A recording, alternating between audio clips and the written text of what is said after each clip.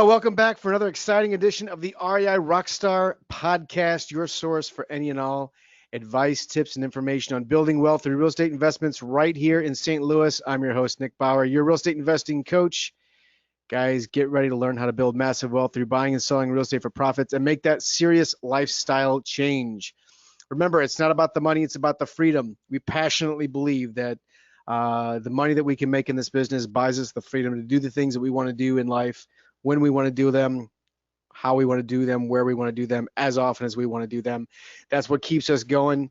It's not necessarily all about the money. It's about what we get to do with that money and the time that we get to spend with our families, the time that we get to spend doing hobbies, the time that we get to spend doing stuff outside of the business world is really what keeps me going. And I know that's what we're passionate about, and what we preach to people.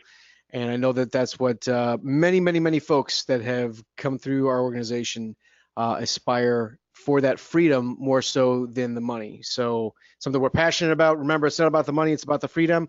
Just a quick note that today's program is powered by the Southside Investment Club, where we talk about all things real estate and real estate investing. Also brought to you in part by Graphic Connections, the Sewell Law Firm, Longhorn Financial, and Insight Title. Four awesome people that have gone above and beyond to not only support the club, but also support stuff like this, make things like this possible for us to get together and talk about real estate. And we really appreciate their support whenever possible. For a full vendor list of all the vendors for the Southside Investment Club, you can go to SSIC online. And for these guys, direct mail, Graphic Connections. Need a great attorney, Sewell Law Firm. Longhorn Financial does great hard money at a very professional way. And Rebecca at Insight Title is probably still, I've said this before and I'll say it again, the most underutilized asset that the Southside Investment Club has. They're an awesome title company that will bend over backwards to earn your business and bend over even further to keep it. So without any further ado, we're here to talk with my friend, Lisa Cox. How you doing today? Doing pretty good. So, on our podcast, we do, for the REI RockStar channel, we do vlog series, we do podcasts, and podcast is more of kind of like an interview style. Maybe one of our vendors, or maybe one of our members, or someone that's doing a really cool business, or just did a really cool deal and wanted to talk about it. Just, those types of things. And, we talk a lot about, different aspects of this business. One of my favorite things to do for the REI RockStar podcast is to actually talk with one of our members who is doing really some pretty incredible things, because I know that that might spark someone else, like listening in. It might spark someone else to say, hey, I relate to that person. It's not just a picture on a screen and, hey, this person did this, made this money or whatever. Like going through the story and talking with the person of what they had to go through to get themselves in the right mindset to actually get started in this business, and then doing their first couple deals if you were nervous, if you were scared. And then kind of fast forward to where you're at now, how you got there. That really can help inspire someone else that maybe wants to buy their first rental property or to buy their first flip. And I know that when you were getting started, you were in that information gathering phase as well, where you're out there trying to get as much information and things like that. So I want to talk to you about, let's rewind like a year ago, okay? And kind of go back a year and introduce yourself as what you were a year ago and what was going through your mind, why you wanted to get in this business, what attracted it to you, and what was kind of stopping you from making that first move. Okay. I got into the business because, as with everybody, you have life challenges and sometimes you have to start over.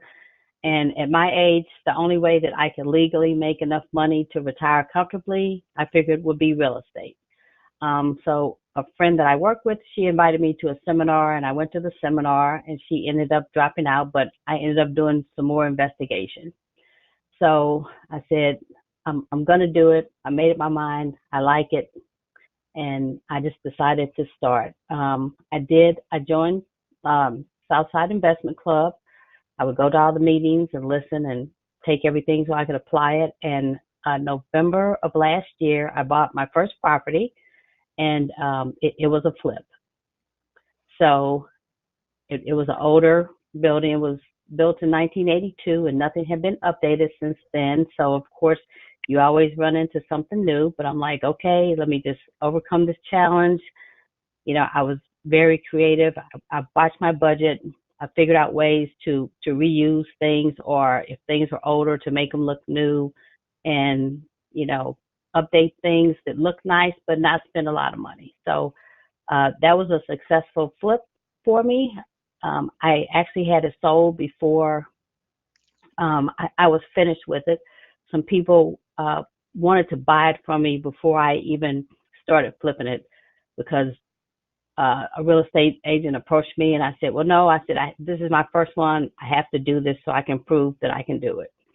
And she said, I said, the people that want to buy it, they can come back and they can see it when I'm done. And if they want to buy it from me, then they can. So those people actually did end up buying it from me. She said they were very particular, and they did not particularly like what rehabbers had done before. So that's why they didn't trust a rehabber. I said, well, you haven't seen me, because I'm good and I have a lot of attention to detail.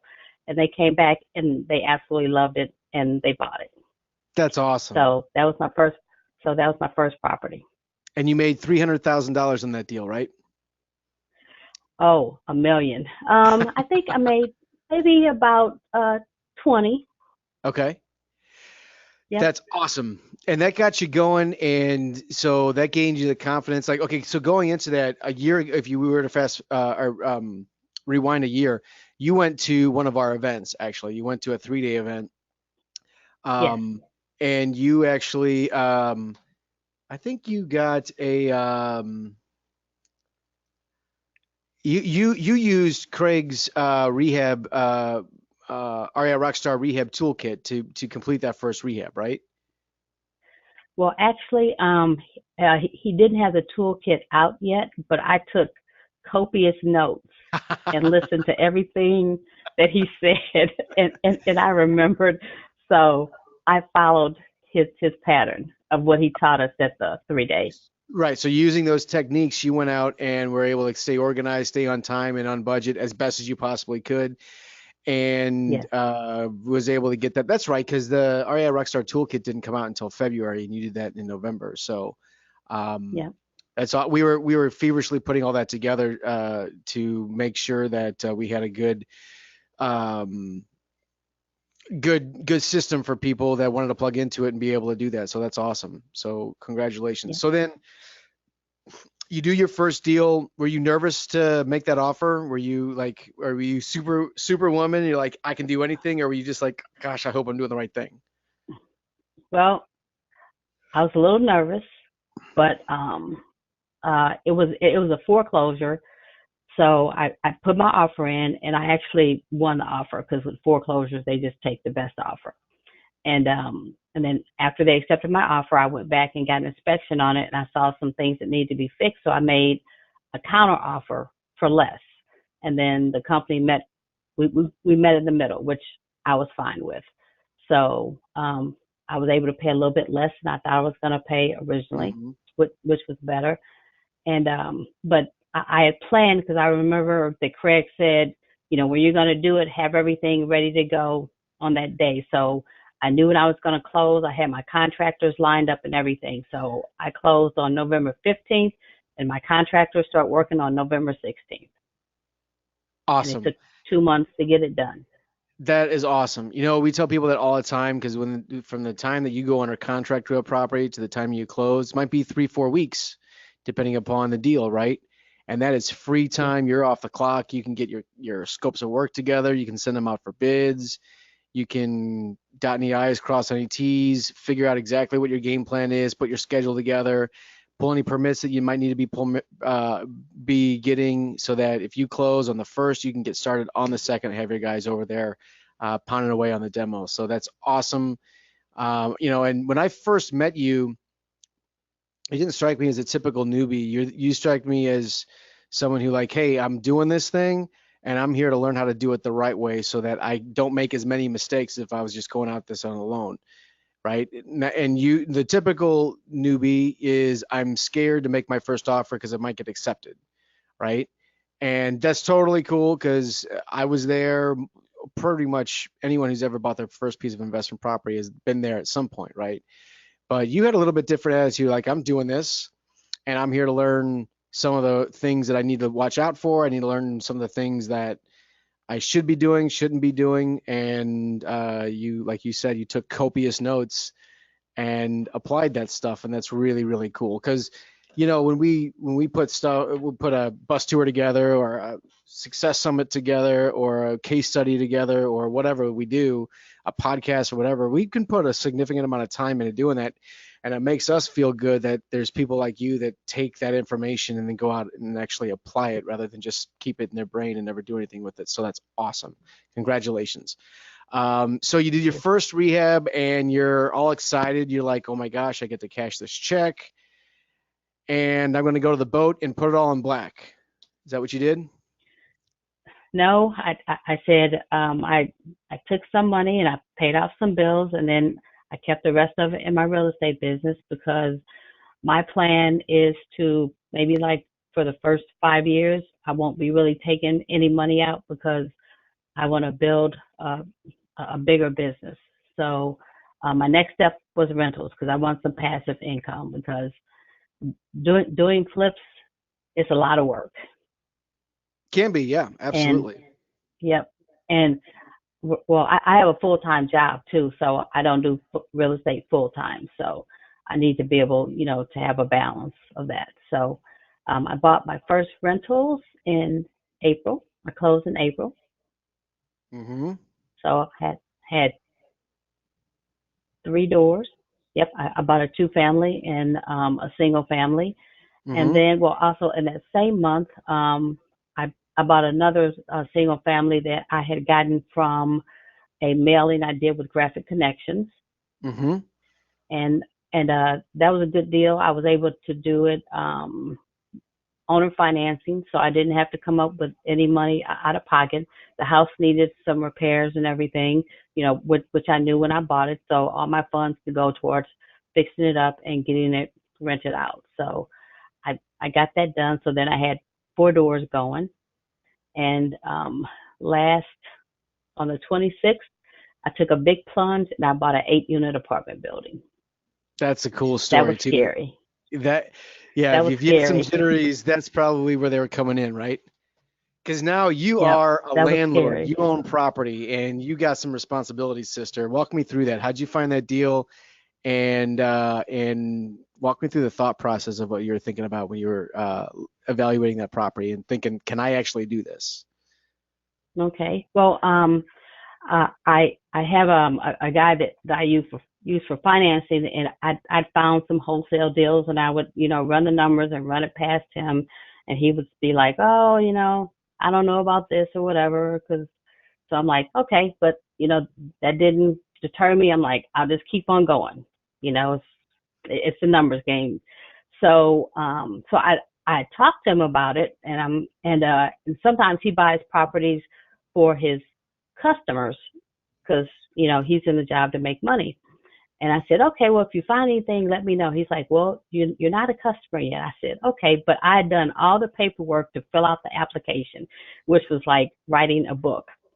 So he called me one Saturday, and he said, I was thinking about it. You did all the due diligence to fill out all the paperwork and give me everything I needed.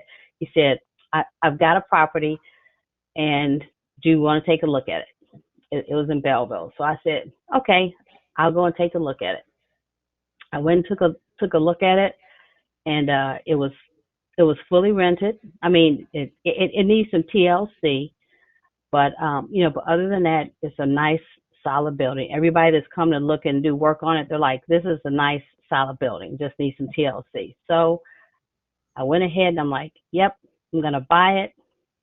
Made the deal, closed on it, and now I'm a landlord. Yeah, you're big time now. You're big time. But what's I'm cool about trying. that is you were able to, you know all the numbers, and when you were telling me the numbers, we didn't even have to put it in the spreadsheet. We knew it was a good deal. but you actually Yep. calculated all your numbers because you had all that data and you used the spreadsheet and put that all in there. What's the cap rate that you ended up getting that building for? 17%. That's amazing. And you were able to capture that deal with little money out of your, like no money out of your pocket, right? Correct. That's amazing.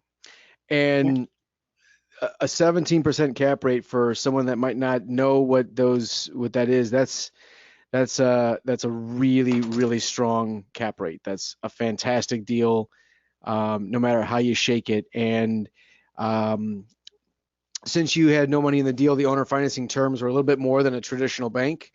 But when that term expires, you're gonna have when you refinance that out, you're gonna have some significant cash flow. You're gonna have cash flow now, but you're gonna have significant cash flow once you get past that period. And a building that's operating at a 17 cap is just amazing. And let me check this out. A year ago, rewind. If I were to sit down with you for a cup of coffee and say, hey, in 1 year from now, you're going to own 12 doors and you're going to have completed a rehab project for a $20,000 project, would you have believed me? It would have been kind of hard to believe. I had a goal, page, but I Yep. would look at it and I'd be like, I don't know if I'm going to be able to achieve this, but this is my goal. And I did. It's like, you can't get discouraged. You just have to, you have to keep on going because I want to retire and I want to be able to travel and do things and be comfortable. So this is the only way that I can do that. I like how you said it's the only legal way that you can think of in order to Yes. to do that. Um, that's funny. I used to say that a couple years ago, and I just kind of stopped saying that. I forgot that that was something that I would say. So I'm not saying that I said that first at all. I'm not like, oh, you got that from me. I'm saying that like that it's a funny way to look at it, but it's almost the truth, right? Like what other way for you to because you built up pretty decent equity capture on the other single family and two families, and I know you built up some really good equity capture on this building. Um, and you built up cash flow, and I mean you've done for having a full-time job, you have really done some amazing stuff in that first year. What do you think next year is going to be like? Have you thought about next year, or are you just still trying to get by day to day? Because I know you just closed on that building. Yeah. But right now, I'm having foot surgery, so I'm going to be out of pocket for a little while. So I'm trying to get everything tied up with the building that I just bought because the previous owner didn't really take care of it like they should have. So Yeah. it's just basic things that need to be done. So I'm trying to get all that wrapped up, and then next year I plan on hitting the ground running, looking for some more deals so I can add to my portfolio. And if I happen to find a flip that meets my criteria, is close enough to my home that I can monitor it after work because I've got some good contractors that I can trust, then I'll do a flip also. Sweet. Have you thought about 5 years out? I mean, I know the answer to this, but let's really go through it here for a second because when you most people dramatically overestimate what they can accomplish in 1 year, and they dramatically underestimate what they can accomplish in five, right? Now, getting 12 doors and one Yeah. rehab in 1 year is a stellar year for sure. Maybe you only get 6 doors next year and you'd still call that a success. Maybe you do two rehabs and 4 doors, whatever it is. But if you can continue on this momentum that you've built up and the success that you've already created for yourself, in 5 years from now, how much vastly different do you see your finances being versus what they were a year ago when you got started? Um, well, hopefully in 5 years, I would like to have all my debt paid off, and I'd like to be able to not have to punch the clock and work in corporate America and work for myself. So I'll work for my own business. Well, you've taken a tremendous step in that direction in your first 12 months, and you should be very, very, very proud of yourself, Lisa. Seriously, Thank you. you should be. Thank you. And you're not a showy person. You're not like a flashy, like, look at me, I'm so amazing. You just put your nose down to the grindstone, you get it done, and it's okay. It's not all raindrops and lollipops either. Have you had a couple days where you're like, oh my gosh, am I doing the right stuff? Like, Yeah, I've had some days where I'm like, oh, this has popped up, this has popped up. That like, yeah. when is it gonna stop? But it's like, okay, this is only temporary. Just do it because I look at the end of the road and what's going to be down at the end of the road. So, sometimes when you have trials and tribulations, you learn a lot. I have learned so much with every deal that I've done and everything I've accomplished. I've learned so much and put more in my toolbox so that Hmm. when the next time it comes, I'm prepared for it. So, you know, adversity is actually good because it teaches you a lot. I like it. Absolutely. It does, right? I mean, some of the stuff that you've learned, you can't learn without going through that information, going through that situation, right? I mean, we can talk. That's one of the cool things about, like, when we get together and we do our webinars or we do something like that for inner circle or for whatever, is if we have like an open group discussion, someone might be going through something that we would never think to talk about that situation, but they're saying, hey, how do we handle this? And we fix it all as a group. And now we all know how, hey, hopefully we never go through that. But if we do, we know how to beat that a little bit quicker than